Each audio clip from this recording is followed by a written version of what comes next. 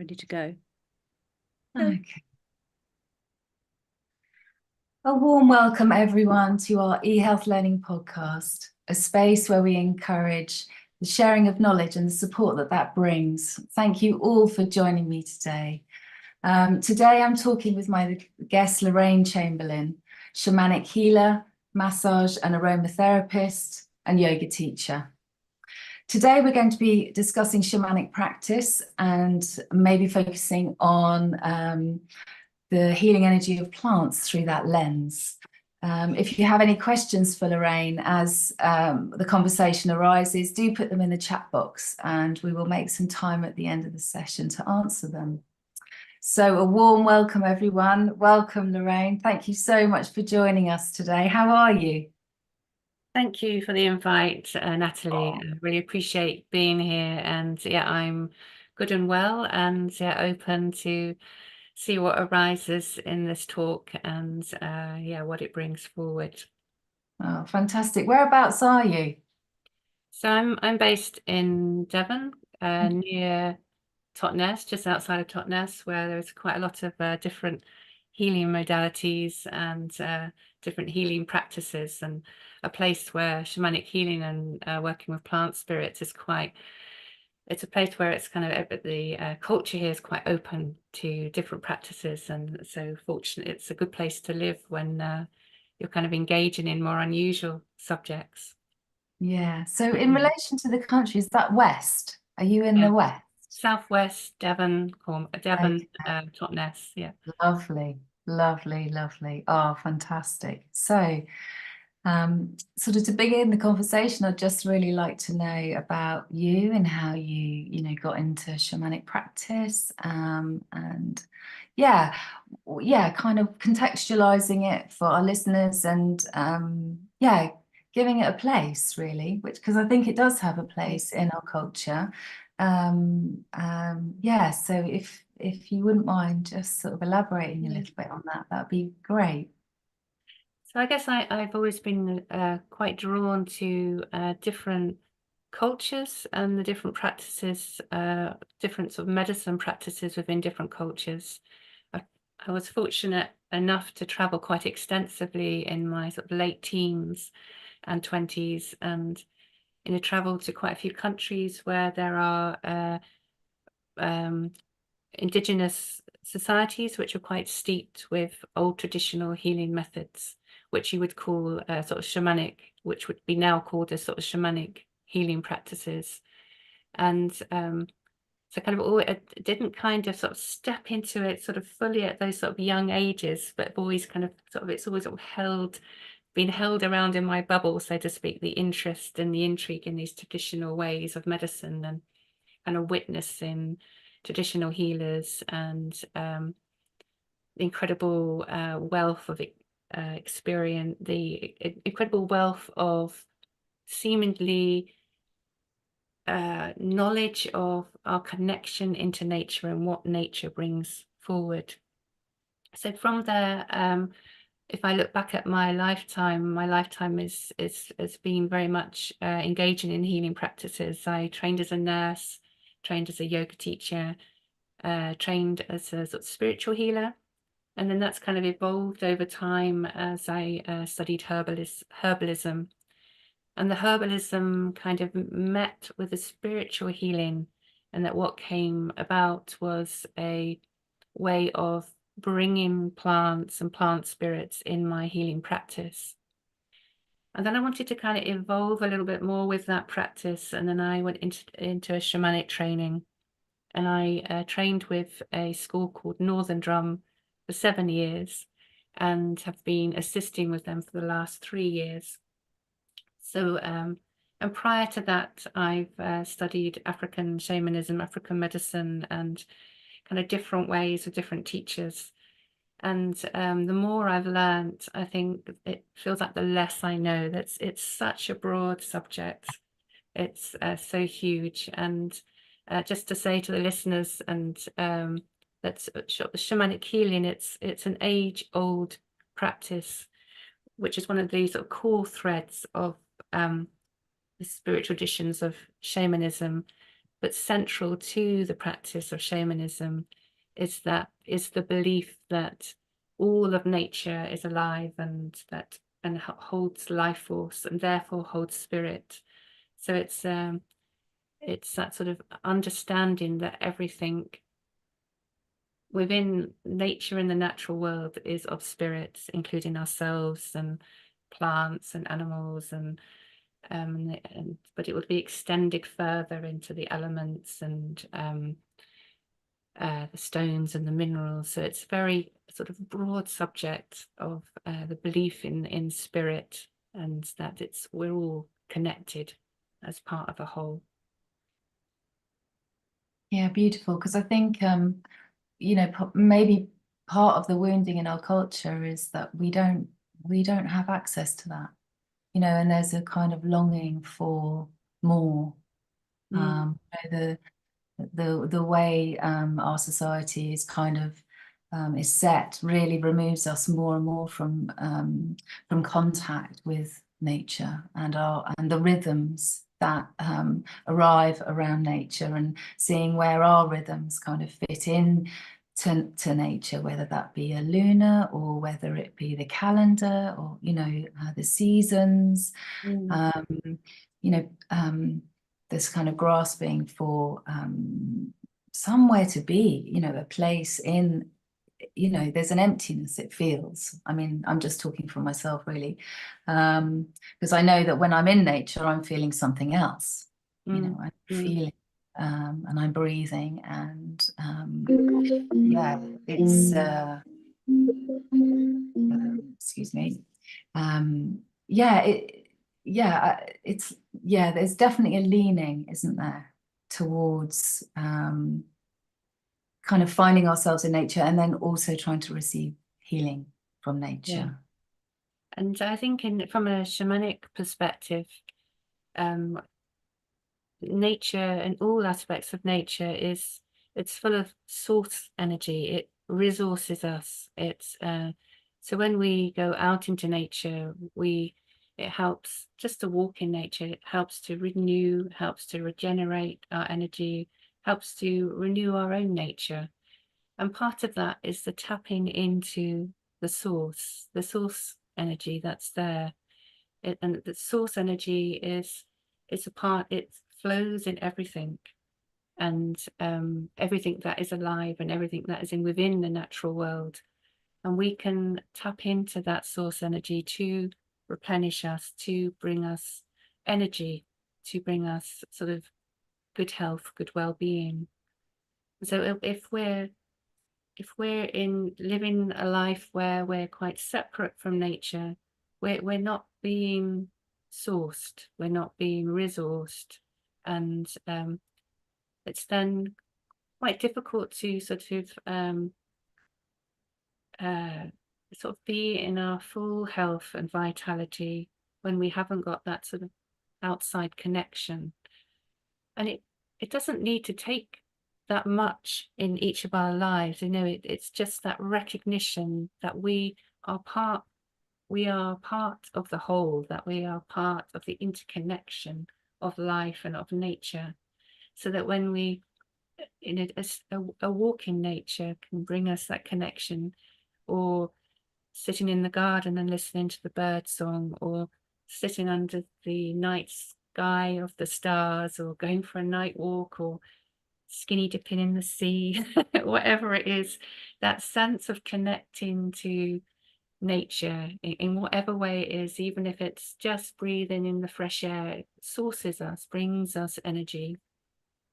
And that's very much interwoven with the shamanic practice, is that bringing in nature into the sessions, bringing in the spirits of nature into a healing session to help resource or bring source energy to the client so that they can step into their wellness and their health and balance.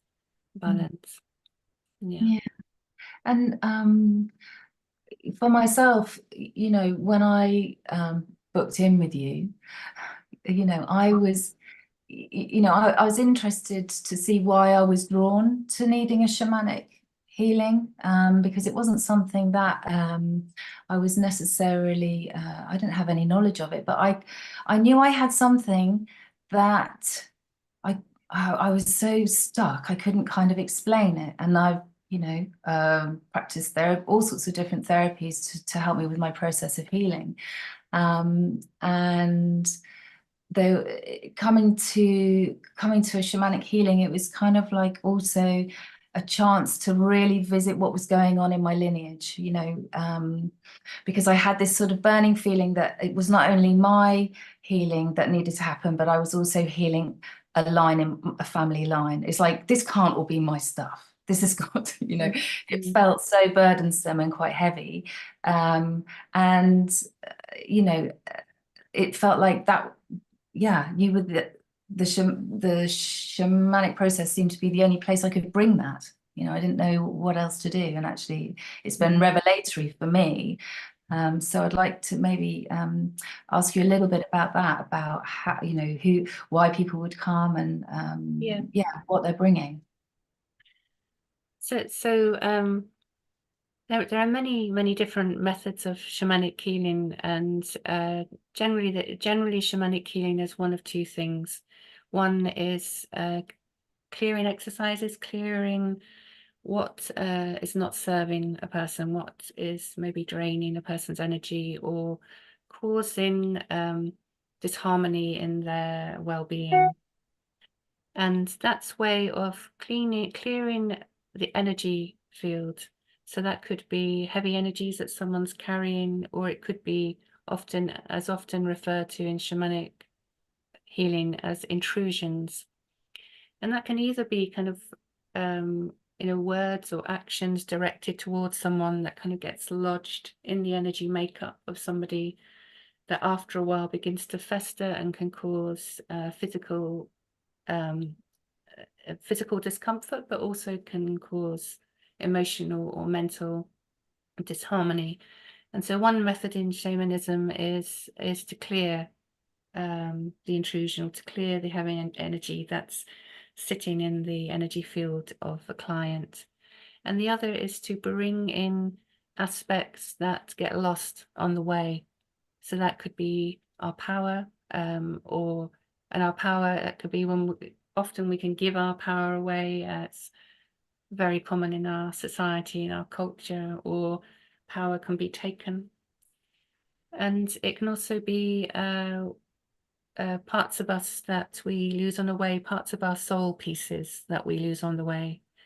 And so in shamanic healing, there's different practices called power retrieval and soul retrieval, where we're bringing someone back, integrating somebody back into their wholeness. And that can shift a person's energy and perspective on their sort of world, and help them sort of realign to their sort of balance and also on their path.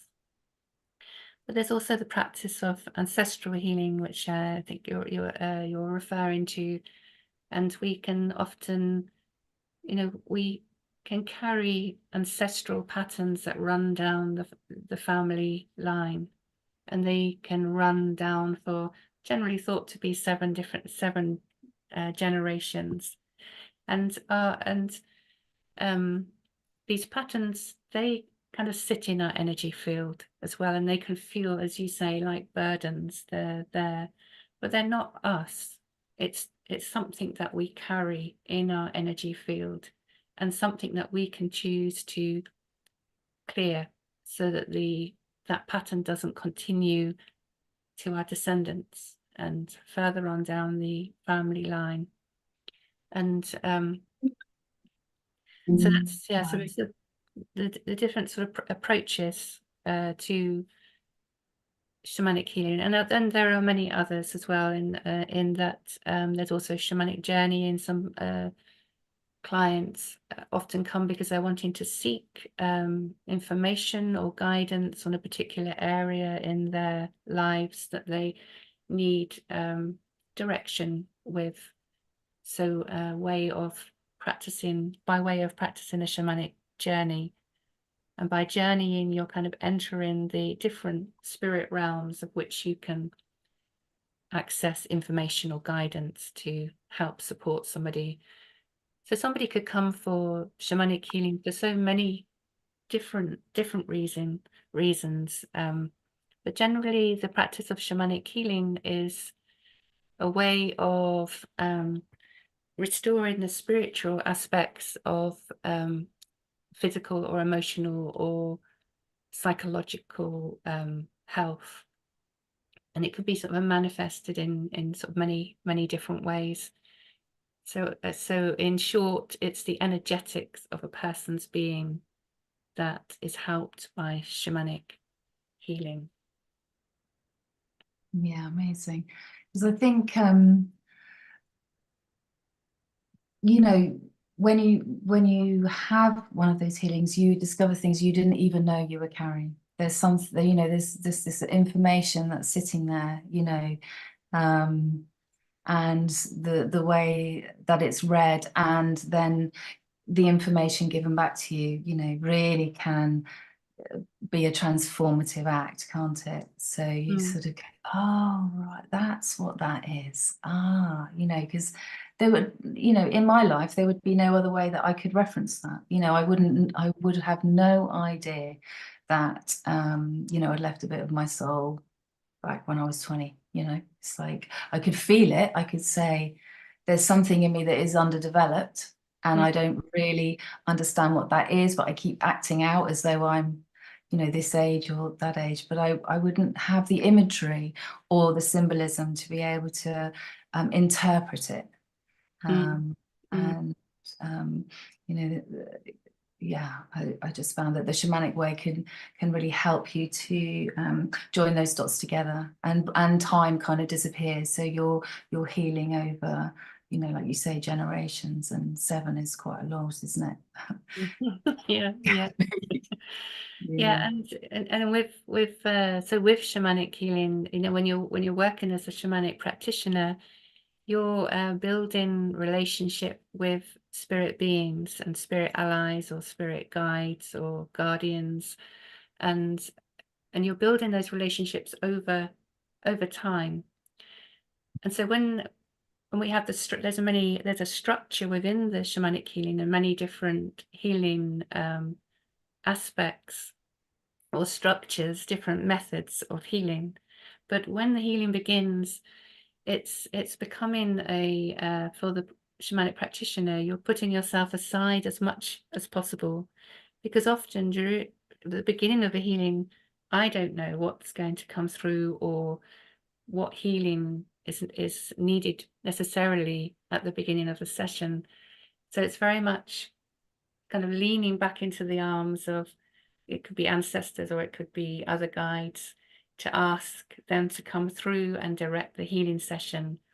And it's like the spirit support, they have like the eagle's perspective from above. They see what's needed. They can point things out in an energy, in somebody's energy field, or show me, well, this healing is needed, this healing method. So I can gather the methods and know the ways to work with them. But then it's like a bit of a jigsaw puzzle of what is needed when, and it's and the more shamanic healing that I do, it's more the trust. It's more allowing the trust in my spirit support to deliver what is needed for the client that I'm with. So it's I think the main skill of being a shamanic practitioner is being able to open as a hollow bone as much as possible, put myself right out of the way, and trust is the main aspect really to that way of practice. Yeah. And there's a beautiful kind of illustration of support. You know, I think, I don't know, you know, maybe, you know, therapists on, you know, in whatever modality you're working in can really feel the pressure of, you know, needing to change something. But actually, if you're in touch with allies, I love this word, you know, I love, you know, it's kind of like, God, I had no idea I had allies. You know, I sometimes felt so on my own. Mm, And mm, you know, you introduced me to the, you know, guides and allies, and it's like the oxide daisy, which is I'm surrounded by oxide yeah. daisy, you know, This time of and year it's as well. Yeah. yeah, and it's kind of like, hi guys, you know, it's just Mm, this you know, the inner connection with not being separated and not being on one's own, and you know, asking the question. I think for me personally, I kind of have got into, you know, feeling like I need to know all the answers myself, and I don't. So the, you know, the you know, it's vital, isn't it, to be able to ask for help. And it's kind of like, oh my gosh, it's everywhere if you dare to ask. mm, And so having an idea about who to ask, like the mm, daisies, or you know, whatever. I'd like to talk about mugwort at some point. You know, the support that mm, you know, we could be surrounded by it, but we just don't know how to access that. And so I mm, find you know, that incredibly oh, it blows my mind, really. mm, Really mm, opens me up to this I'm not alone thing, you know, mm. that I Yeah. am supported, and that the ground, from the ground up, you know. Mm. It's kind of for us peoples to really remember that we're, you know, we're part of Mother Earth. We are part of her fabric and her skin. We're all of nature. We're all a part of it all. Mm.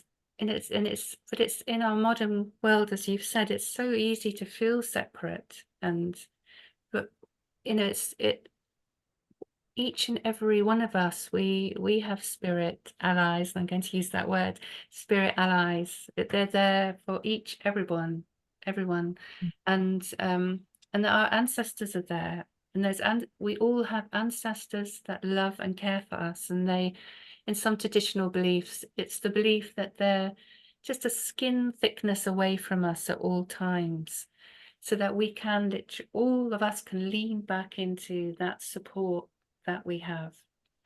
And in nature, when we have that understanding, you know, we all come from spirit. We all come from spirit, and whether we are birthed into a human form or a plant form or a bee form, um, and we don't know how that works, or how, you know, why we come into the body that we come into, but we all come from spirit. And so when we can understand and recognize that we are a spirit being just in our form, and of course, we can open up to the possibility to connect into other spirit beings.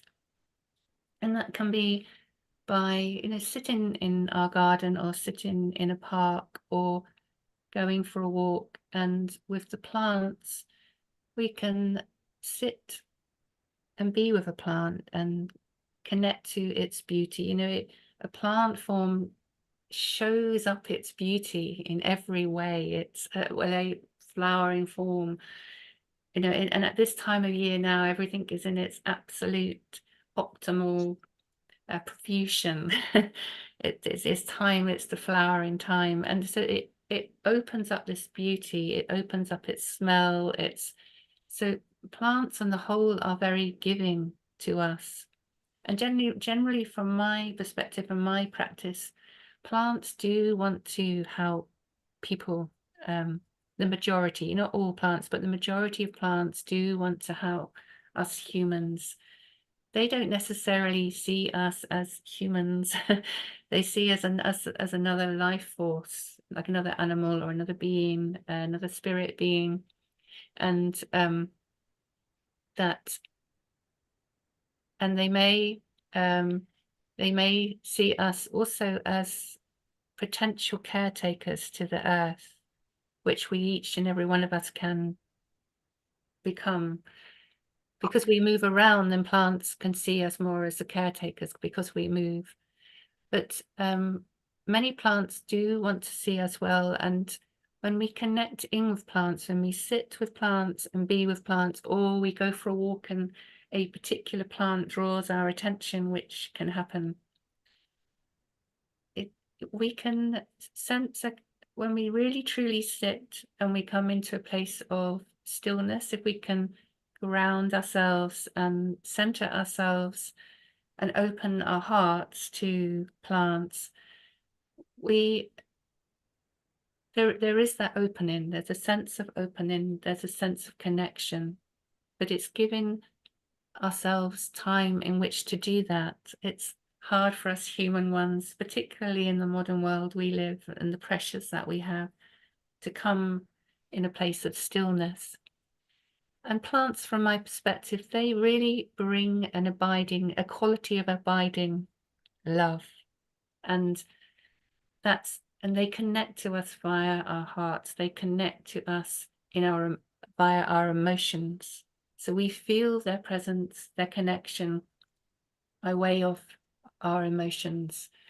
There's been times when I've gone for a walk and maybe I just felt a little bit more emotional than I would another time.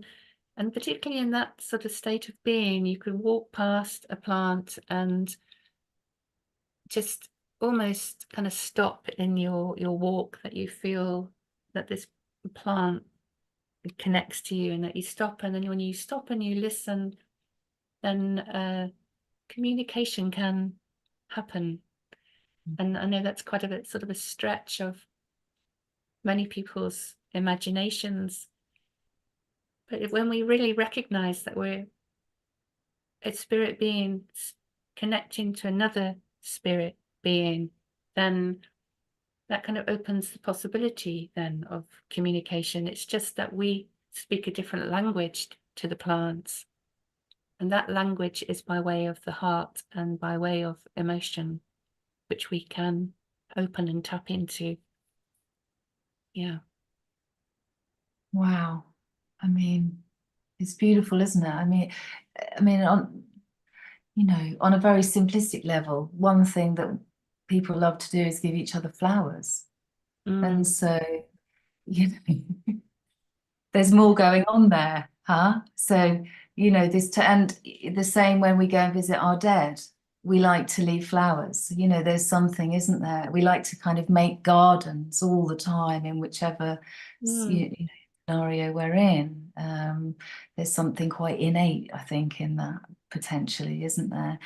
And I'm kind of interested in how, the calling of a particular plant may have action on a healing level, something that changes your internal landscape, that then helps you to approach your wound with compassion and empathy. And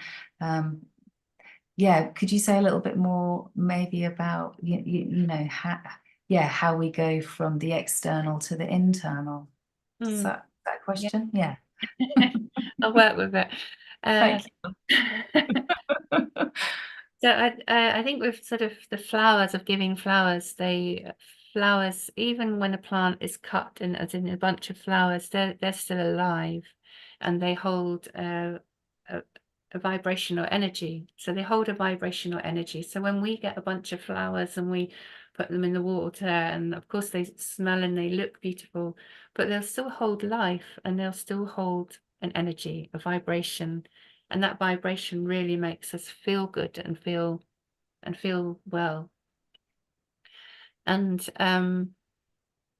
so bringing that from external and bringing that internally. So I can only really go by that. So I offer a healing method, and I would call it plant energy healing. Sometimes it's seen out there as plant spirit healing or plant energy healing. And from my experience of doing that, so I love working with plants, and I love working with medicinal plants and connecting to plants. And so I started to bring it into healing practice, and to start with not really knowing where I was going, but kind of exploring. But the more that I started, so when I do the healing, I either lead somebody into like a visualization or a shamanic journey to see what plants arise for the person. And I'll get to that internal bit in a moment. And so what I found is that by doing this, often a plant arises for somebody that they might have met in their childhood, for example. It might have been that they'd had experience in their childhood, say, of big change, or maybe a difficulty. It might have been a trauma, but it might have also been in a very positive moment or a positive experience. And that in that experience, as a child, they connected to a plant.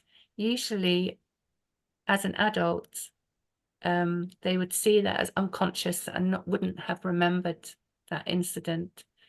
But as a child, we're so much more open and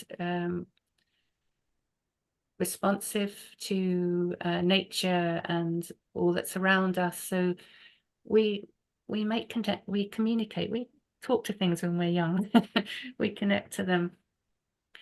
And often by doing a healing method, working with plants, what the plants do is that they come up in the person's memory, and then I'll ask the person what plant arose. It might be that they don't know the name, but they could describe it, and then I'll bring that plant in through the healing. But the plant seems to wake up the memory of the difficult experience or the trauma, or maybe a good memory or big life change, and which has been not completely forgotten, but suppressed or kind of put aside. And that when the plant arises, then it brings back the memory of what had happened in childhood. So for just thinking of an example. So one example is just trying to remember. So one example, for example, I had a client that when she was young, her parents separated, and she was living in America, and they moved right across the country, long way away from the father. And they moved to a place with a big garden. It was lovely. And she would go and sit, I don't know how old she was, but she would go and sit in under a bush in the garden at this time, and she would sit and connect to this bush, and she knew what it looked like.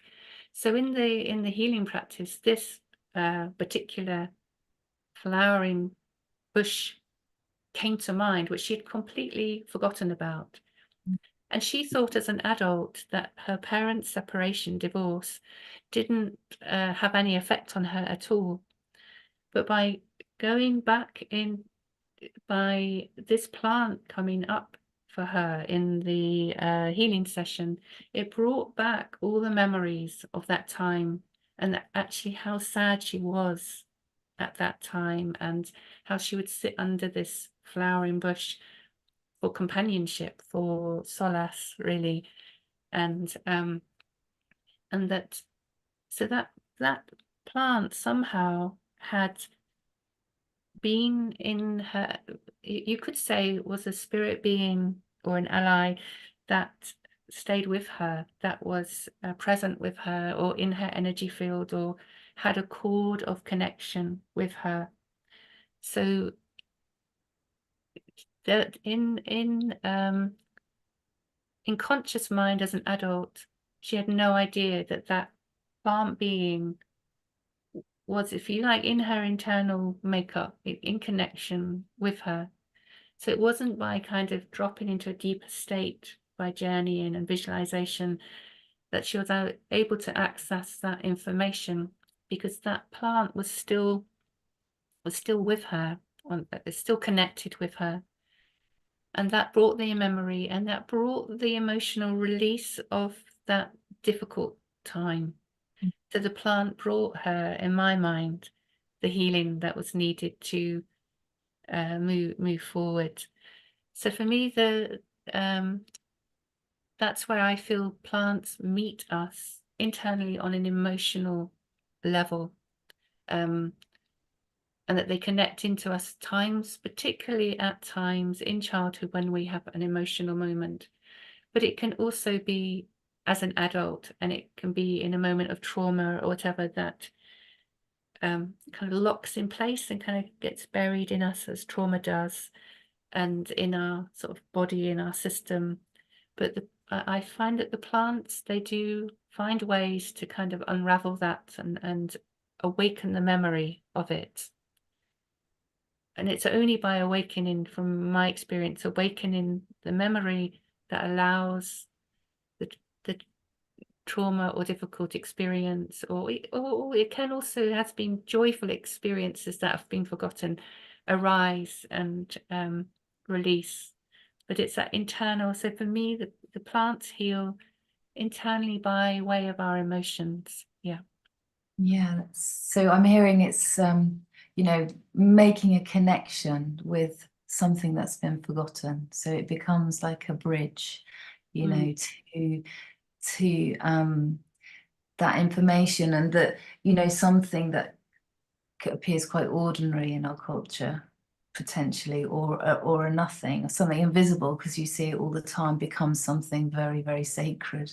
Mm. You know, Yeah. so, you know, the illustration that you give is, you know, this tree is holding this dear child. You know, this is where, you know, it's kind of, that's what an animal would do if it was dying, isn't it? It would go and sit under a bush. It would go, you know, retreat somewhere, so that, you know, that's beautiful. So the gift of that information can be, you know, everything to that person. You know, it can be, like you say, it becomes then the gateway to the, you know, the ending of the story, that, you know, I wasn't emotional when my parents, you know, that was a story, you know, that was a disbelief really. And then the reality of, you know, our vulnerability or can be present, and the plant is there supporting and connecting.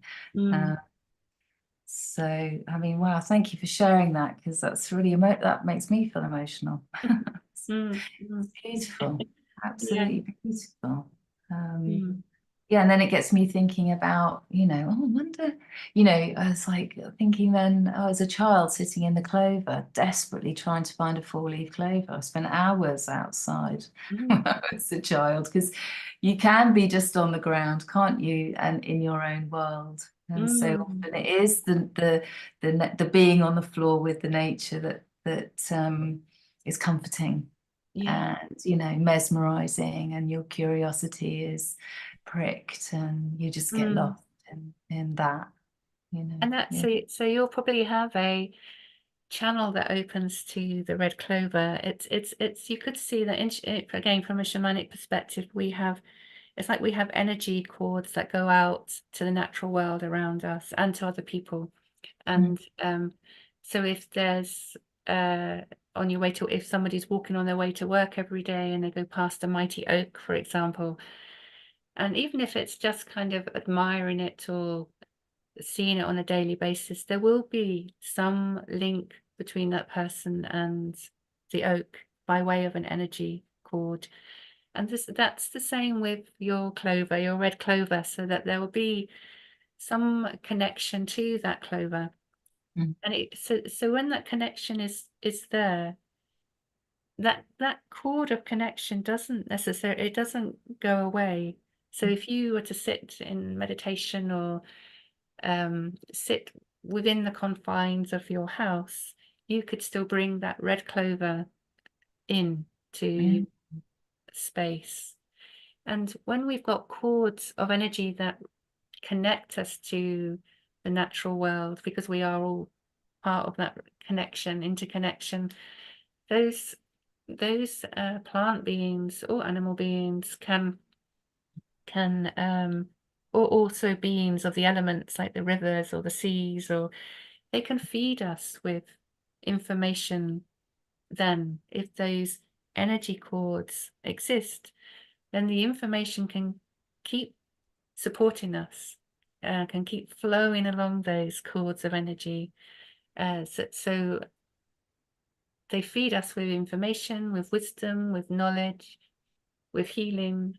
So then we're fed. And you know, for many indigenous peoples, from what I understand, they will have, you know, probably hundreds and hundreds of these cords that link them to the natural world when they're living in that environment. They'll probably have ones to all sorts of creatures and beings in, so they'll be full Mm.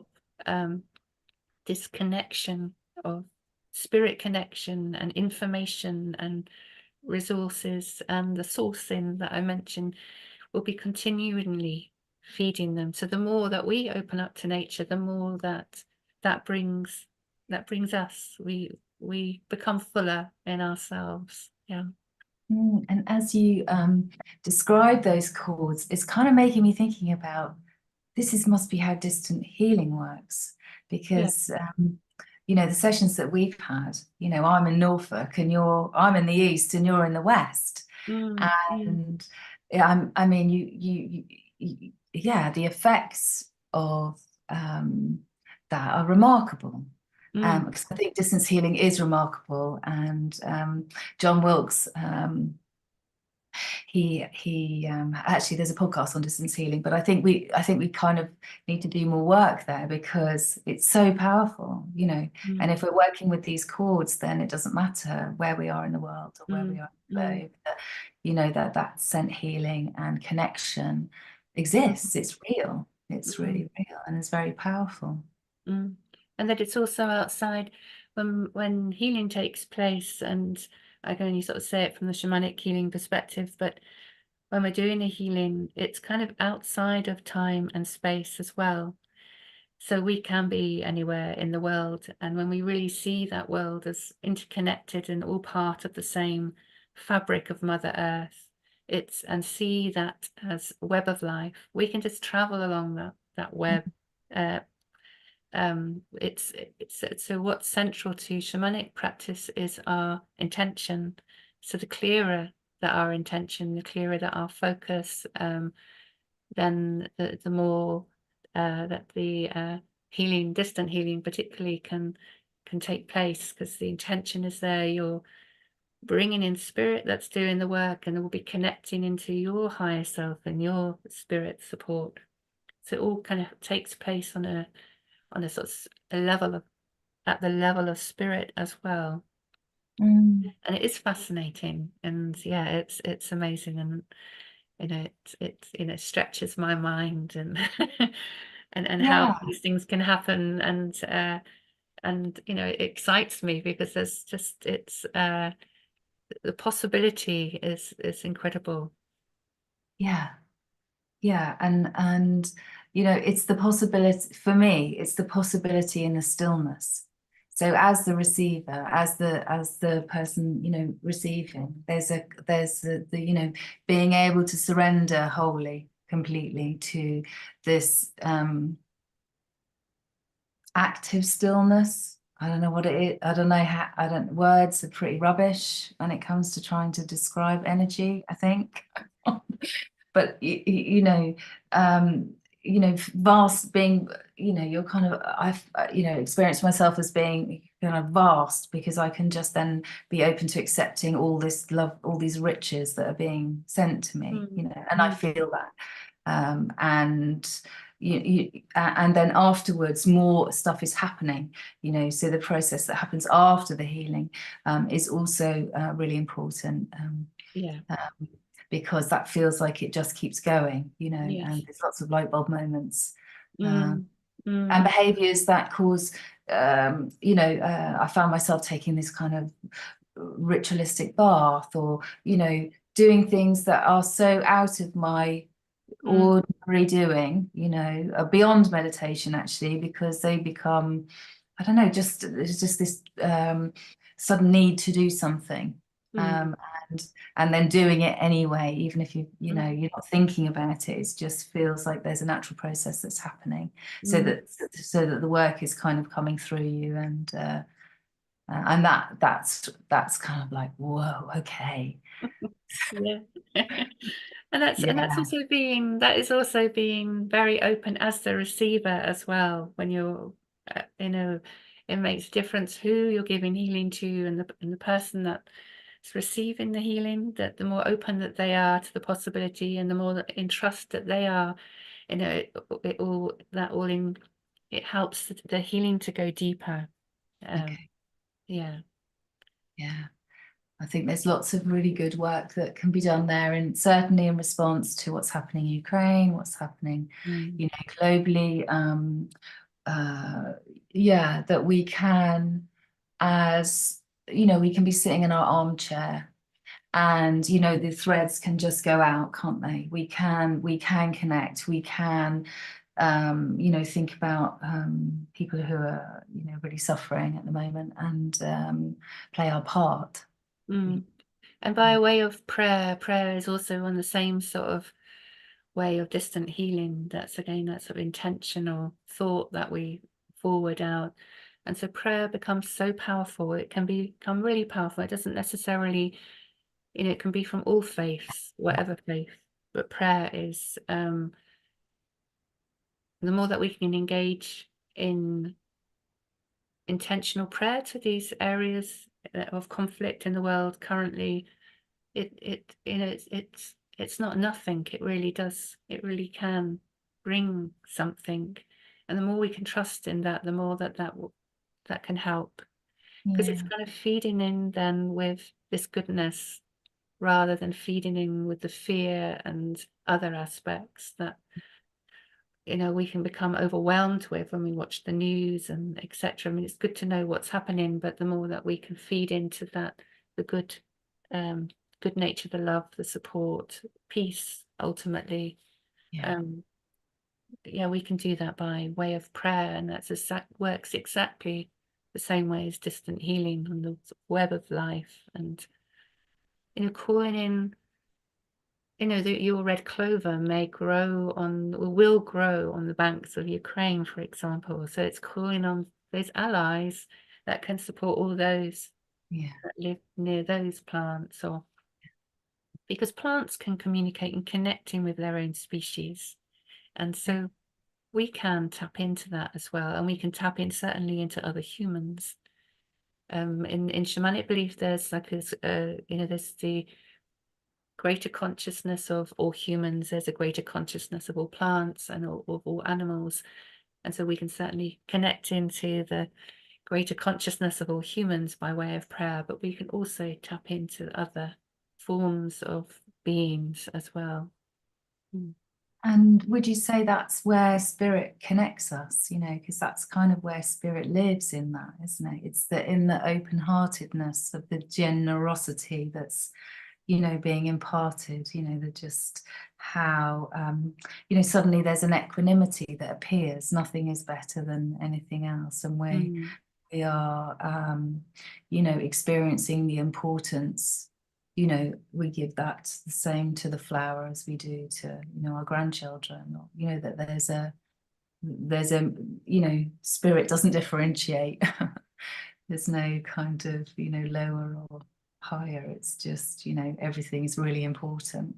Mm. And it's how we, are, if it was the center of the flower, it's coming from the heart center out, isn't it? Radiating out into Mm. Mm. a positive and hopeful experience for all that receives it. Mm. Mm. Something like that. Yeah, that's Yeah. beautiful. I think there's that sort of simple, I mean, there's going to be overall spirits. It depends what beliefs there are. I mean, in shamanism, it's called the Great Mystery, or the Sky Powers, or Mother Earth, or Great Spirit. There's so many sort of terminologies for it. So they're these sort of overriding spirit, but there's also all the individual connections of spirit when we really, it's that kind of meeting with another person as well, and really recognizing that they're a spirit being within their little sort of house, and that we're meeting this incredible being through spirit. And it's the same with all, it ripples out to all other sort of beings of life. And it's a great one to kind of really sort of walk around with, experience the world of spirit, and that we've got all these incredible exteriors, but that what we are within as well. Yeah, beautiful, beautiful. We've got a couple of questions actually. Yeah. If you're open to answering. So I'll try. Karen, yeah, she says, to whom do you pray in your shamanic work? Ah, lovely. So I do a morning practice. So in my morning practice, I will go out and I connect in with the 7 directions, so to speak. So connect to the sky powers, to Mother Earth, the 4 directions, fire, water, earth, and air. And the 7th direction is that sort of inner, is your center of who you are, which connects you all to all life. And so prayer really is connecting into those sort of greater powers to be, connecting into all. But I will give, if I'm doing shamanic healing, then I will call in my spirit beings and give great thanks. So it's I think in the shamanic practice, it's about that, it's prayer, but it's in the way of appreciation and of gratitude that you give thanks to the spirit help. But we, shamanically, generally, we give great, it's giving our appreciation to, the Father Son, it's often called, or Great Spirit, or the source energy, or collective consciousness of all, or the sky, be the star beings, or the star nations. That it's calling on. It's very much about the calling in of the sort of natural powers. I hope that answers. Yeah, gorgeous. And Hilary adds, as a Christian, I feel the same spiritual connection with nature and everything we have. Absolutely. So, And it can, yes, it can also be God as well. When I say Great Spirit or the sky powers or greater consciousness, it's God as well. So it's for me, it all comes into the whole of being. Yeah. Sorry, you were finishing the question. yeah, no, that, I mean, I think that it's kind of like it breaks down the barriers, doesn't it, around being, a Christian or a Jewish person, or Absolutely. it's like we can have a bit more of a sort of global understanding around spirit. Mm, And I'm a real advocate for bringing it in whatever shape or form we can do it. absolutely. It feels really important. To And me and to yeah. people I meet, people I love. It's like, Yes. yeah, Yeah. Yeah. And all and so the shamanic work that I do, it's always kind of for the highest and the best, and for the good of all, or you're in healing or ceremony, you're calling in the sort of higher powers of love, light, wisdom, and compassion. So that goes in and through all religions, really, and that calling in the sort of qualities of love or healing, all those sort of powers of goodness in the practice. Yeah. yeah, lovely. Abby just says, quick follow-up. Which direction do you in your tradition place each element? I get very confused, tradition to Yeah. tradition. So now I vary. So I've worked with 3 different ways of shamanic practice: an African method, a Celtic method, and at the moment it's more related in North American. So at the moment it's fire in the east where the sun rises, water in the south, earth in the west, air in the north. But I was working with the Celtic wheel, and that's kind of one kind of shift of the wheel, so that the fire goes in the south. So it's the same pretty much, but it's shifted on one click, so to speak. So then it's the fire in the south and the water in the west, and so on. But I worked with a method like from Burkina Faso in Africa, and what I loved about their practice was that in the center was nature, and I really liked that. Um, but they can all differ, but I think within each system that you learn in regards to the directions, they all teach you something. So it can be confusing to shift from one way to another, but it will all bring wisdom and knowledge, and then you've kind of just got to settle on one as much as you can, Mm, and um and see what works for you in your practice. Yeah. that's lovely. Yeah. Amanda asks, how did your journey start with shamanism? Was there one shaman that you connected to? I think I've just not just the one. No, I think it's been sort of a deep fascination in, I've always been into sort of medicine peoples, I suppose, from different cultures. I've been really lucky to have different teachers on the way, and very blessed. I've had the influence of different teachers, but it's really the path began for me was just a fascination of healing and healing methods from different cultures, and these sort of ancient traditions of healing, and how they bring that forward. So really that's the root of it for me, rather than one teacher. Yeah. Yeah, lovely, lovely. So, yeah, so Karen, sorry, Abby says, I agree. Thank you. This is so revealing as it is my experience. I've also worked in all three traditions. Really appreciate your grounded, compassionate presence that feels so inherent to the work. It's inspiring. Oh, thank you so much. Oh, that's great. Well, we're nearly coming to the end of time for our conversation. I haven't been able to get to all of the questions.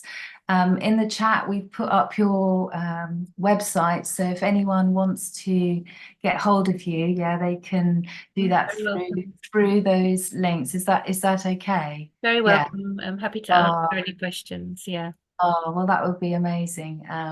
Because I think it's been incredibly informative, and we could talk more, I'm sure, about about the subject, because it's so vast. You know, and if you were open, then maybe we could do a follow-up next year. Our program is pretty full this year, but I would really love to you know, maybe see if we could, you know, really pick up the threads around how we might be able to, you know, help and play a part in, you know, areas of conflict with this work, and yeah, how we could generate some, as you say, the goodness. You know, it's like, how do we generate the goodness?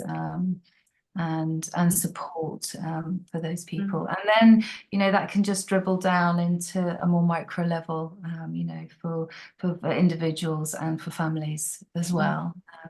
Yes. Yeah, it's been incredibly rich, and yeah, really informative. Thank you, Natalie. Oh, so thank you so much. Thank you everyone for joining us today. If you want to watch the podcast, it will be on our website for you know, for information to go back to. So yeah, we hope to see you all soon. Thank you, Lorraine. Thank you so much. Thank you, everybody. Much love. Okay.